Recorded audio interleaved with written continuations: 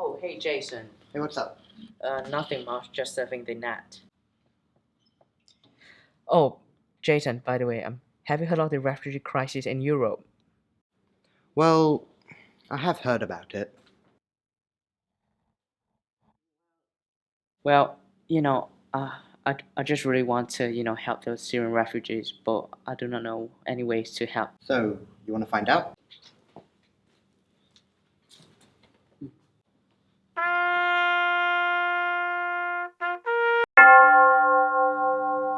Oh, hey, I didn't see you there. Welcome to another video. As you probably know, today's topic is the refugee crisis in Europe. This is one of the biggest problems in the world right now. I mean, who hasn't heard about it? I mean, you've heard about it, I've heard about it, but we can't contribute to it. We don't know how to. Now, today, I want to teach you how to contribute to this cause.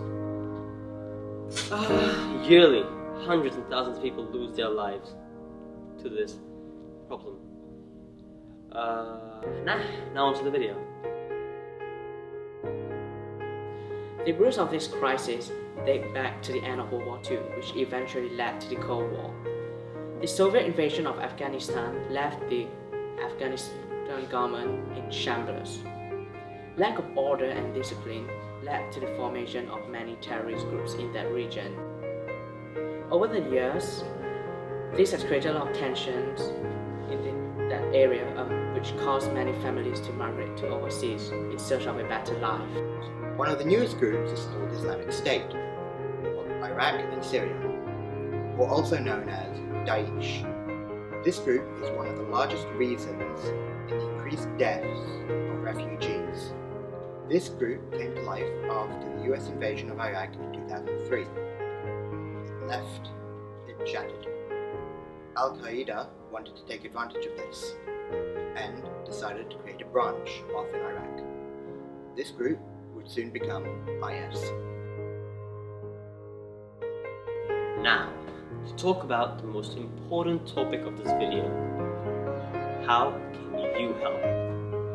Well, there are many ways you can help. But the most popular one is by donating cash. Now, cash isn't the most, isn't the most trustworthy kind of form of giving a donation. It can be misused or misplaced very easily. A better way to donate is via a check. Because a check is not as liquid as cash is. And it can be cancelled when you want it to be cancelled online. Now that's a better way to do it. Besides donating money to charity, you could join any aid group which is trying to support the Syrian refugees, whether they be government affiliated or not. For instance, there's an organization called Lifeline Syria in Canada, which aim to help the Syrian refugees that migrate over to Canada. Canada at the moment has pledged to accept 25,000 refugees in their country. There are many more. These two are the ones we found most reasonable and the few a citizen could find possible to do. Although many people do a lot more things like give away rooms in their homes or encourage their governments to pay for tickets to Australia, which has a Christmas island, which is an island for refugees. One of the major points that should be on your not to donate list is canned food.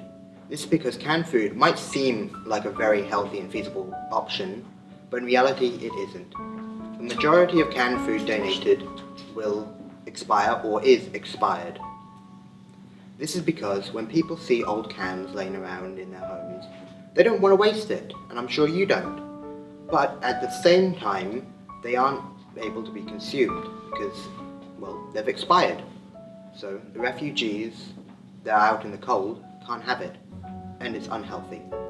The process to separate the expired food from the unexpired food is quite difficult, so therefore canned food is not a great option when donating. Instead of canned food being sent halfway across the world, we encourage people to provide the refugees with home-cooked food. This should be a government-citizen cooperated operation.